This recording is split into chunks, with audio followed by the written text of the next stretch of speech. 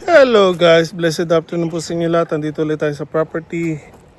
And today, pakita ko lang sa inyo yung mga patatas po natin. Ayan po. And ready for harvest na po ang iba dyan. Kahit sabay-sabay ko po silang itinanim, pero dahil ibang variety yung iba hindi pa po pwedeng i-harvest. So, itong Danshock, pwede na pong i-harvest. Kahit i-harvest ko sila ngayon, okay lang. Pero meron pa rin silang ilang maliliit. So, gagawin ko, mag-aantay lang ako ng mga ilang araw pa. Dahil kung makita nyo, ayan, medyo nalalanta na po sila. So, good indication po yan na pwede nyo na po silang i-harvest pag yung lower parts nila ay naninilaw na or nalalanta na.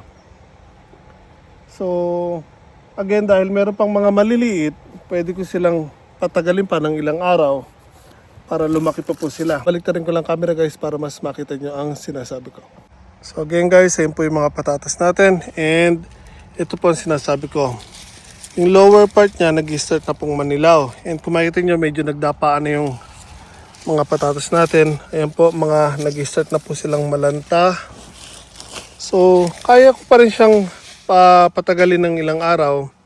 Dahil nga, again, meron pa siyang ilang maliliit na patatas. Pero, makita nyo, ayan, may laman na po sila. So, ito medyo naluto sa init to dahil dito sa plastic. So, kung patatagalin ko pa sila ng araw, may chance pa na lumaki po yung mga yan.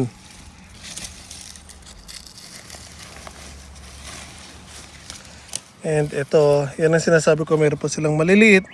Pero again, kaya pa po nating palakihin yan kung iiwanan pa po natin ng ilang araw. Pero, yan, pakita ko lang sa inyo yung ilalim. Ito nyo ba yan guys? Ganong kalaki yan. So, hindi ko muna siya bubunutin. Pero yan, pinapakita ko lang sa inyo na pwede na po siyang i-harvest dahil ayan po, mga malalaki na po ang karamihan ng laman niya.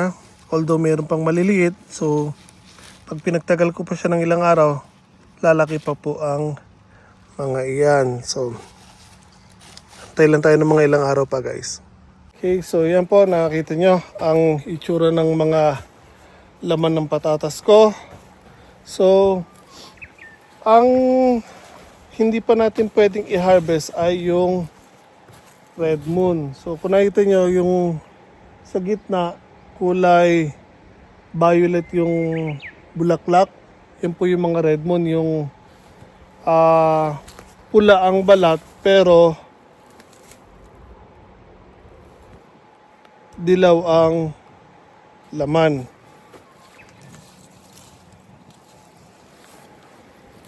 So sinilip ko siya, maliliit pa yung laman niya. Kaya hindi pa siya pwedeng i-harvest. So silip tayo ng magandang example, saglit lang .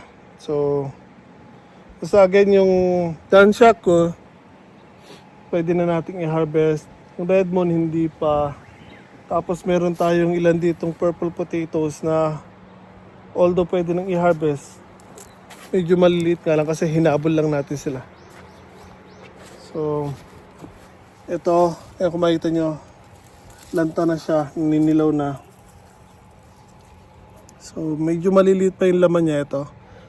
Purple potatoes po yan everyone. So, pure violet po yan. And tinitingnan ko ngayon, or kinakapa ko yung laman. Meron na rin siya mga ganitong kalalaki. So yung pag kinakapa ko, marami na rin siyang laman . So, maliliit pa nga lang pero pwede na yan. Mga normal sizes. Iwanan muna natin yung dyan, hindi pa natin bubunutin. So yung purple potatoes natin, isasabay natin sa pag-harvest ng Danshock. So silipin naman natin yung red moon. Baliktarin ko lang camera guys. So yung red moon naman ang silipin natin guys. Ito. Papasok tayo sa loob ah. Yun doon, nasilip ko na kasi. And again doon, ano pa lang siya, yung parang lumalaki pa lang yung mga laman niya, kaya nasabi ko hindi pa pwede. Pero although meron na. So ito, silip lang tayo, kinakapa ko lang. So wala akong nakakapa pa kasi kaya hindi pa talaga siya pwede. Ito may nakapa ko, liit pa. Ay, yun. Meron dito sa baba. So guys, makita nyo yan, ngayon pa lang siya lumalaki o naglalaman. So hindi pwedeng i-harvest pa yung red moon. So iwanan natin yung red moon talaga.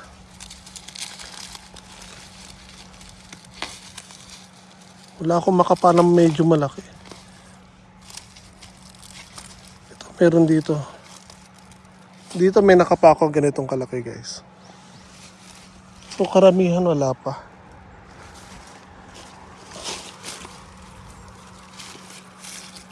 Ito meron. Ito meron na malaki. So ito yung red moon guys, yung red ang balat. Pero dilaw po ang laman yan. Yan, ito natanggal agad. So again guys, ito yung red moon. May laman na rin, pero pag-iiwanan. So, iwanan lang muna natin yan dyan guys. And tayo nyo again, malapit na po natin i-harvest yan. So again guys, maybe in a week or two, i-harvest na po natin ang mga patatas natin. Dahil ayoko mangyari yung last time na hinantay ko silang malanta agad lahat. Or malanta muna lahat bago ko i-harvest.